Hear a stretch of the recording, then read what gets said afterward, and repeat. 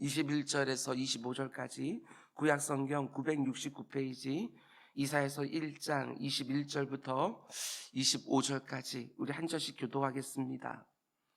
신실하던 성읍이 어찌하여 창기가 되었는고, 정의가 거기에 충만하였고 공의가 그 가운데 거하였더니 이제는 살인자들 뿐이로다.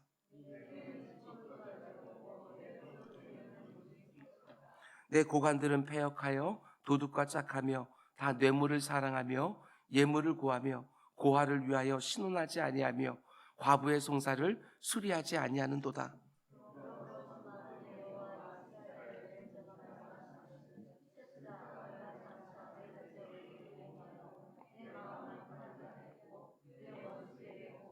함께 내가 내 손을 내게 돌려 내 찌꺼기로 잿물로 씻듯이 녹여 청결하게 하며 내 혼잣물을 다 제하여 버리고. 아멘. 오늘 새벽 제단에 드려진 예물이 있습니다. 김윤 1,000번째 369번째까지 드려졌고요. 최요한 집사님 예수님 사랑 속에 퍽 담가지는 초등부 성경학교 되게 해주십시오 하고 예물 드렸습니다. 우리 잠시 기도하겠습니다. 사랑의 주님, 이번 한 주간도 하나님께서 순간순간 나의 능력이 되어주셔서 모든 것들을 이기게 하시고 또한 감당하게 하신 거 저 진정으로 감사를 드립니다.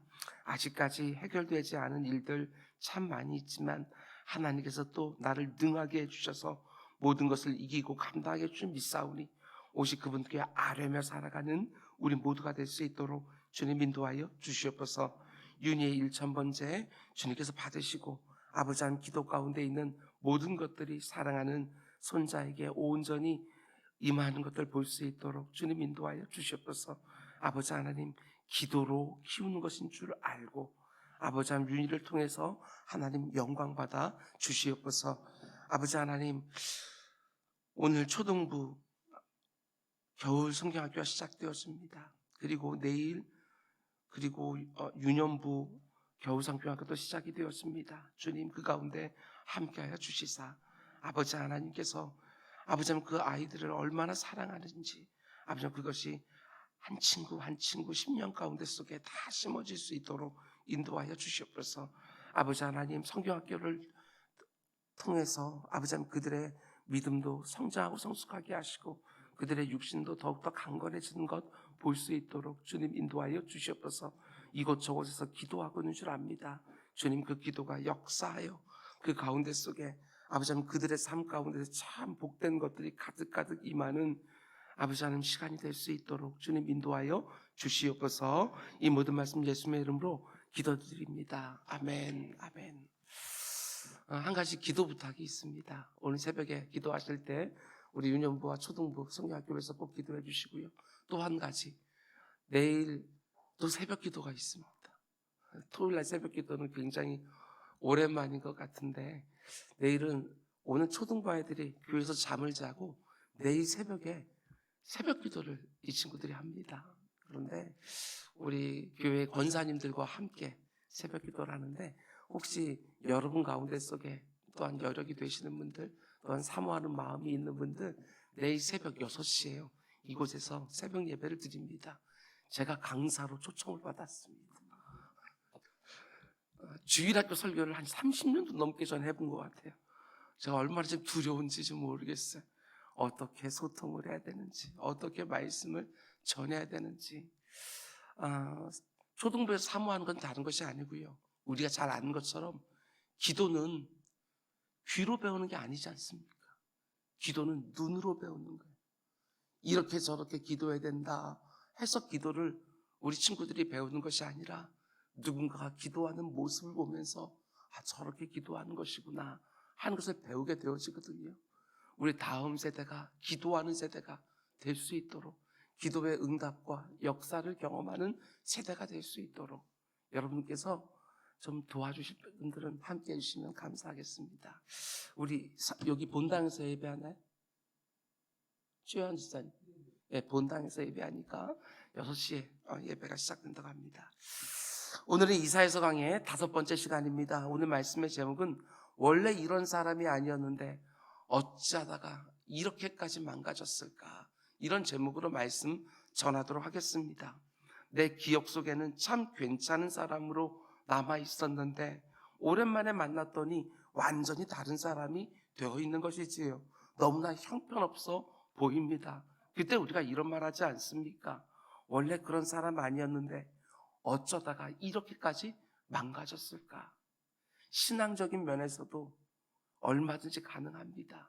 한때 정말 믿음의 용사처럼 보이는데 너무나 세상적인, 마치 신약 성경에 나오는 데마와 같이 언제나 사도 바울과 함께 누가와 함께 성경에 등장했는데 세상을 사랑하여 떠나버린 그런 모습들도 있지 않습니까? 신앙적인 부분에도 있습니다. 오늘 설교를 통해서 어쩌다가 이 부분에 중점을 두어서 함께 말씀을 나누려고 합니다.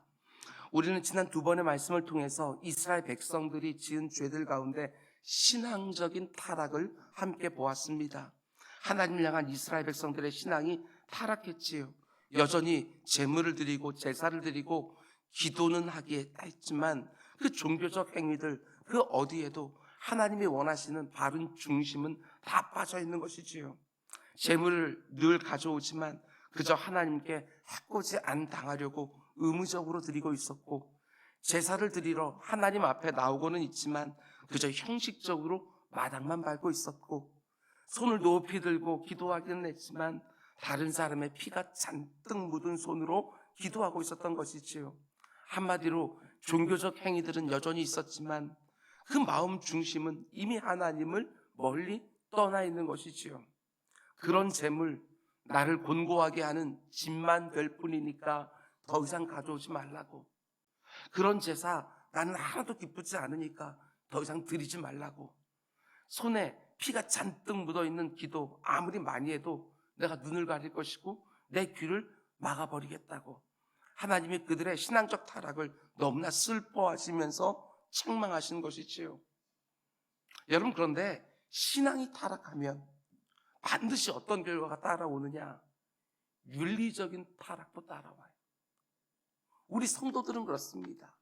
신앙이 타락하면 윤리적인 면에서도 문제가 생기기 시작하는 거예요. 오늘 본문이 그걸 보여줍니다. 성도들의 윤리적이고 도덕적인 타락. 이 땅의 교회들을 향해서 이 세상은 삶이 안 따라준다, 윤리와 도덕이 안 따라준다, 이렇게 비판하지만 제가 여러분들께 늘 말씀드리는 것은 삶이 안 따라주는 것이 진짜 문제가 아니다. 신앙의 핵심이 빠져나가고 있기 때문에 윤리가 안 따라주는 것이지, 신앙은 제대로 되어 있는데 삶이 안 따라준다? 절대 그런 일 없습니다. 신앙이 제대로 되어 있으면 윤리는 당연한 귀결로 따라오게 되어져 있는 거예요. 뒤집어서 말하면 신앙이 타락하면 그의 삶도 타락하게 되어 있는 거예요. 근원적인 문제는 신앙에 있는 거예요. 이 세상은 바깥으로 드러나는 것만 보기 때문에 윤리와 도덕이 무너지고 있다 비판을 하지만 우리 성도들은 그것만 보면 안 됩니다. 그런 윤리와 도덕의 타락을 불러오는 신앙의 타락을 반드시 볼 수 있어야 제대로 된 회복을 시작할 수가 있는 것이지요. 그러면서 오늘 본문은 너무나 당연한 귀결입니다.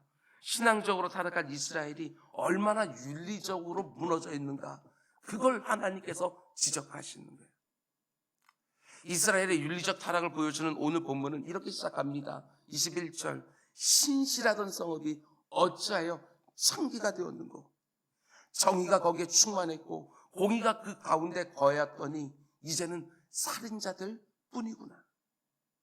오늘 본문도 하나님의 탄식으로 시작합니다. 신앙적인 타락을 고발할 때도 탄식으로 시작하셨던 하나님이 윤리적인 타락을 고발할 때에도 탄식으로 시작하는 것이지요. 그런데 여기 나오는 탄식은 이스라엘 백성들이 장례식에서 쏟아내는 탄식이에요.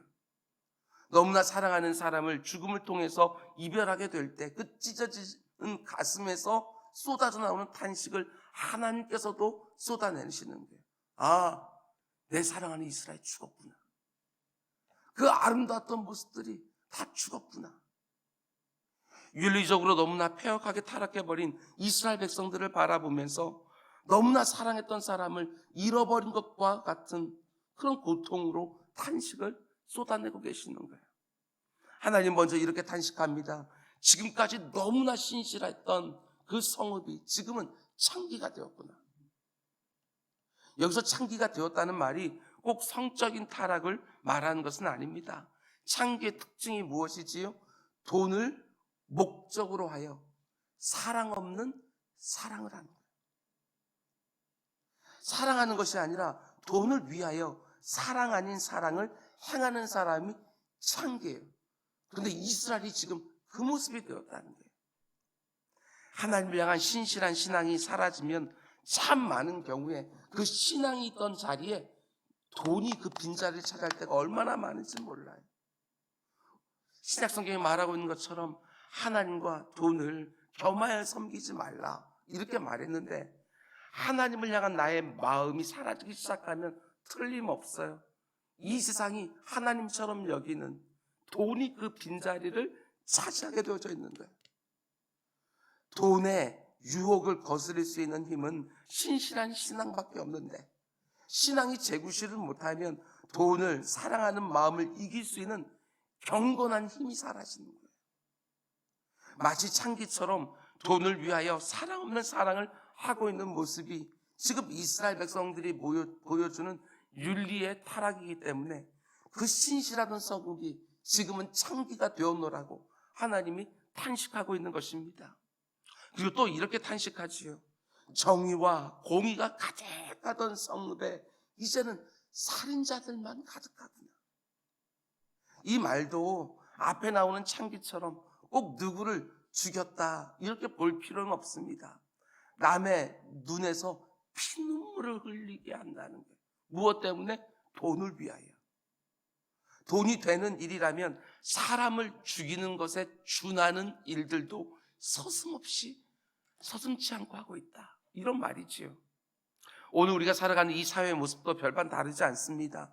돈을 위해서는 사랑 아닌 사랑을 하고, 돈을 위해서는 사람을 죽이는 것에 준하는 일도 서슴없습니다. 아무리 부당한 방법이라도 돈을 많이 벌기만 하면 마치 그게 지혜로운 것처럼, 아무리 다른 사람들 눈에 피눈물 나게 해도 내가 잘되고 내가 높아지고 내가 부유해지는 것이 이렇게 치열하게 경쟁하는 시대를 살아가면서 지혜로운 것처럼, 잘 사는 것처럼 생각하는 것이지요. 여러분, 그러나 종교개혁자 마틴 루터는요, 부당하게 이익을 얻은 성도를요 교회에서 치리하라고 그랬어요. 부당하게 이익을 취하는 성도들을 교회에서 쫓아버려라, 이렇게까지 말을 했어요. 교회에서 엄히 치리하면서 내가 부당하게 얻은 이익을 그 사람에게 다시 돌려주거나 정당한 이윤 그 이상을 취하는 것을 엄중한 죄라고 그렇게 지적을 했던 것이지요. 지금부터 500년 전입니다. 500년 전. 그런데 그렇게 가르쳤는데 오늘날 그 정도 수준인지 한번 생각해 보셔야 돼요. 성도들조차도 돈을 위해서 다른 사람들의 눈에 피눈물 나게 하는 일을 살인에 준하는 행위라고요 생각하지를 못하는 거예요. 신앙 윤리는 사라지고 어떻게든 많은 돈을 쉽게 벌면 그게 지혜롭게 사는 것처럼 생각하는 것이지요. 아닙니다. 절대로 그렇지 않습니다. 이 시대의 정신이 어떻게 흐르더라도 우리 성도들은 그렇게 살면 안 되는 거예요. 이스라엘 백성들이 윤리적인 타락이 돈과 관련해서 묘사되어지는데, 이어지는 22절도 보십시오. 내 은은 찌꺼기가 되었고 내 포도주에는 물이 섞였도다. 은은 순전할 때 아름다워요. 그런데 돈을 더 벌기 위해서 은에다 찌꺼기를 섞는 거예요. 눈에 안 보이게 교묘하게 섞어서 은을 팔고 있는 것이지요. 은의 아름다움은 순전함인데 거기에 찌꺼기를 섞어서 무게를 늘리고 있는 거예요. 포도주에다가는 물을 탔습니다. 돈을 더 많이 벌기 위해서 포도주에 물을 타는 거예요.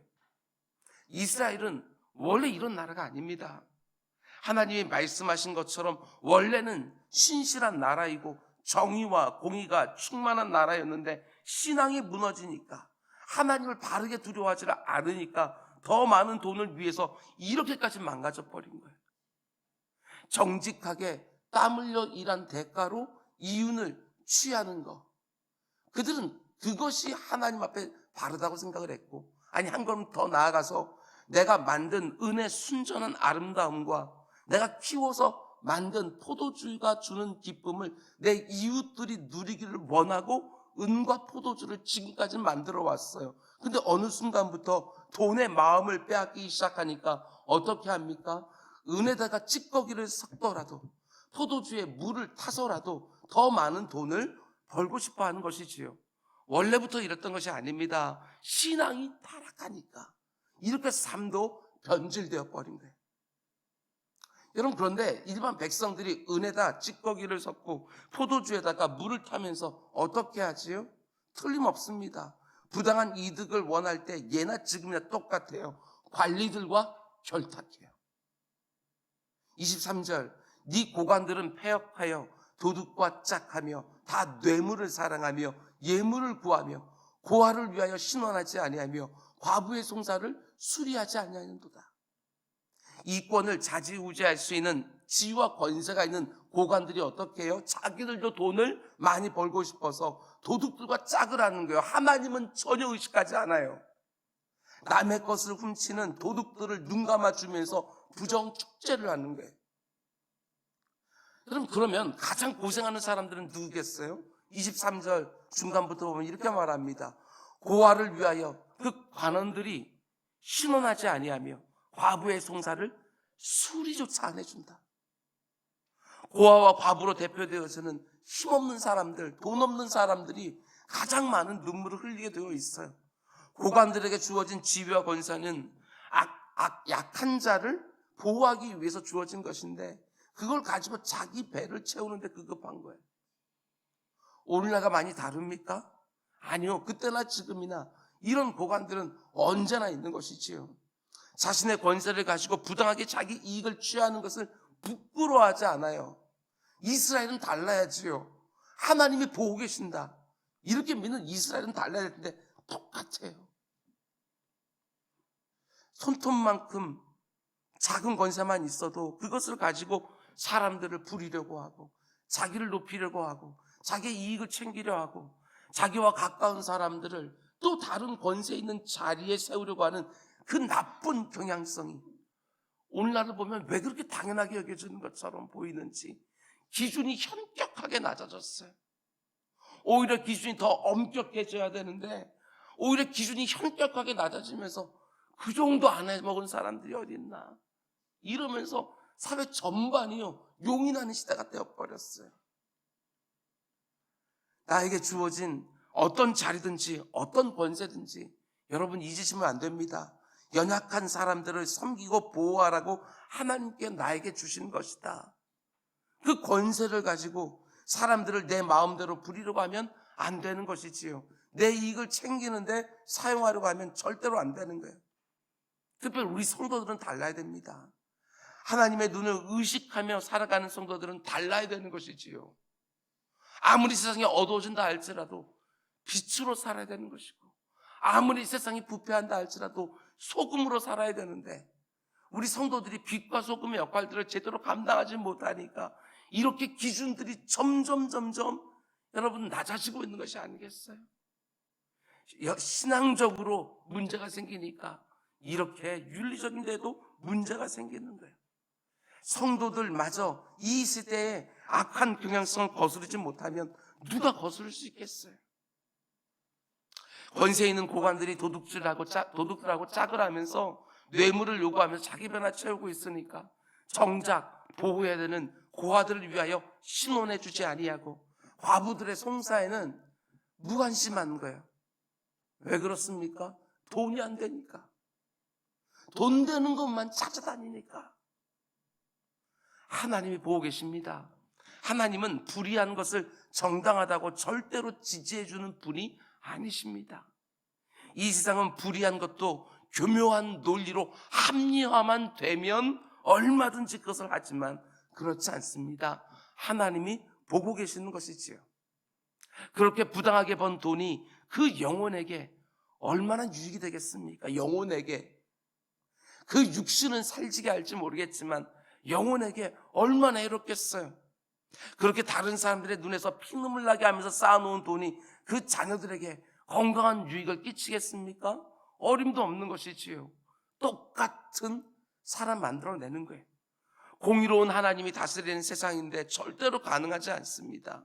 잠깐은 유익한 것처럼 보일지라도 반드시 심은 대로 거두게 되어 있는 거예요. 구약의 민수기, 창세기, 출애굽기, 레위기, 민수기 그 초반부에 민수기를 보면 발람이라는 사람이 나옵니다. 직분은 선지자예요. 그런데 많은 돈을 받고 이스라엘을 저주합니다. 돈을 받고. 그래서 성경 맨 끝에 나오는 유다서를 보게 되어지면 이렇게 하나님이 또 기록해 놓으셨어요.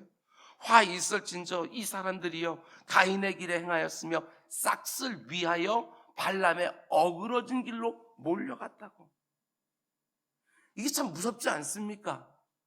성경 66권 가운데 그 초반부 민수기에 언급되어져 있는 그 발람의 죄악이 성경 66권이 거의 끝나가는 그 유다서 그 한 장짜리 그 서신서에 발람이 이렇게 다시 나오고 있는 거예요. 하나님은 절대로 잊지 않으셔요. 그렇게 기록해 놓으시고 우리를 경성케 하시는 거예요. 돈이 된다고 하면 뭐든지 할 수 있다고 생각하는 세상 아닙니까? 돈을 받고 자기의 영혼과 양심을 파는 사람들이 너무나 많은 세상이에요. 하나님 면전에서 살아가는 우리 성도들은 절대로 그게 편승할 수 없습니다. 하나님을 두려워하는 게. 요셉이 자기 주인의 아내에게 미혹받을 때에 나는 하나님 앞에서 이런 죄를 범할 수가 없다고. 그 주인의 아내는 아무도 보는 사람 없다라고 얘기를 하지만 요셉은 코람되어 하나님의 면전에 있기 때문에 그런 일을 할 수가 없는 것이지요. 우리 성도들은 그런 사람들인 거예요.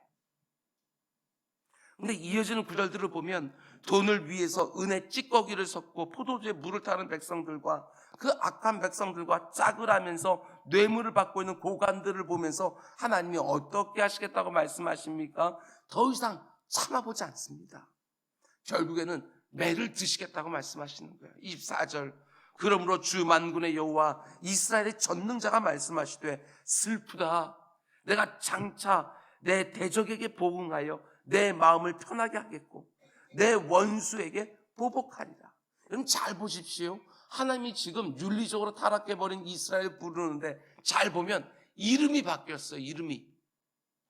지금까지 이스라엘을요, 우리가 이사야서를 딱 열자마자 우리가 본 것처럼 내가 자녀를 양육했는데 그들이 나를 거역했다고 내 아들이라고 불렀어요. 그런데 이제는 내 대적, 내 원수 이렇게 부르고 있는 거예요. 하나님의 마음을 이렇게 아프게 하고 하나님의 마음을 이렇게 거스르는 이스라엘 백성을 향하여 내가 너무너무 슬프다 탄식하면서 이제는 너희가 내 대적이라고 내 원수라고 내가 너희들에게 반드시 보응하고 보복하겠다고 말씀하시는 거예요. 기가 막힌 상황이 지금 벌어지고 있는 거예요. 근데 더 기가 막힌 것은 또 잘 보십시오. 하나님이 이들에게 매를 쳐서 어떻게 하시겠다고 말씀합니까? 25절 내가 또 내 손을 네게 돌려 내 찌꺼기를 잿물로 씻듯이 녹여 청결하게 하며 네 혼잣물들을 다 제하여 버리겠다. 하나님이 더 이상 그냥 두면 안 되겠다고 생각하시고 더 망가지기 전에 매를 딱 드셔서 때리려고 하는데 뭘 위해서 때린다고 말씀하십니까? 벌 주려고 때리는 게 아닙니다. 청결하게 하기 위하여 혼잣물들을 제해주기 위하여 다시 거룩하게 해주기 위하여 매를 대시겠다는 거예요. 내가 잿물로 씻듯이 내 찌꺼기와 내 혼잣물을 다 녹여서 다시 청결하게 해주겠다. 순결하게 해주겠다. 너희들이 섞은 찌꺼기 내가 다 녹여주겠다. 너희들이 탄 물 내가 다 빼주겠다. 다시 정결하게 해주겠다. 이게 하나님의 마음이에요. 하나님의 마음.